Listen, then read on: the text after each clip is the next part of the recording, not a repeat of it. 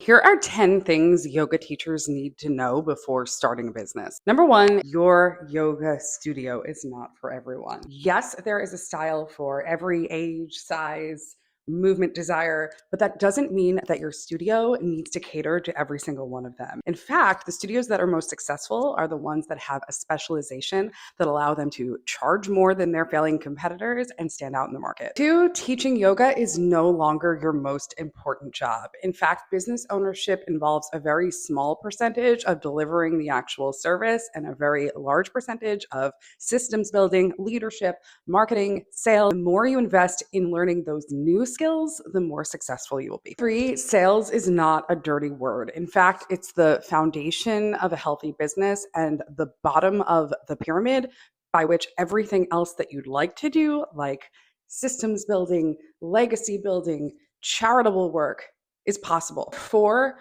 your staff are not your friends and they're not your family either. You need to develop a healthy relationship with your team and you need to step into a leadership capacity so that you are respected and able to hold intelligent boundaries.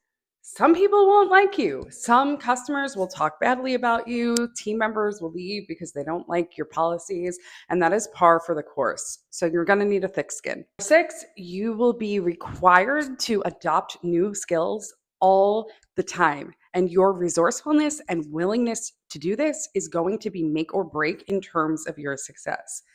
I did not come from a business background. I wanted to teach yoga. I wanted to help people. And in the process, I learned that I also needed to adapt all of these new skills that I had no idea about. Seven, you will need cash. The studios that we see struggle the most are the ones who enter this with a very small, if not non existent, level of working capital to kick things off. You'll need at least a year's worth of operating expenses in the bank in order to get started. And more is definitely more here. So if you come to the table unprepared with cash, you are going to experience a level of stress that makes everything else way more difficult. Hey, you cannot do this by yourself. You just can't. No singular human being has the skills or time to run a business like this effectively on their own. You're going to need to bring in teachers who can take on some of the service delivery for you, managers who can handle daily operations, and ultimately marketing and sales staff so that you can exist in your zone of genius, which is going to be some kind of leadership. Nine,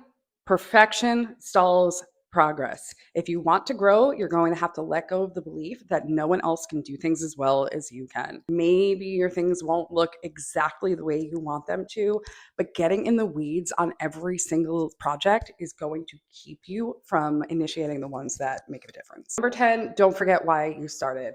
Keeping the big why in mind is so important as you grow because it's really easy to get sucked into the weeds of business development and learning, all of which are important. But at the end of the day, stick with your own practice so that you have the tools to be the best possible leader you can.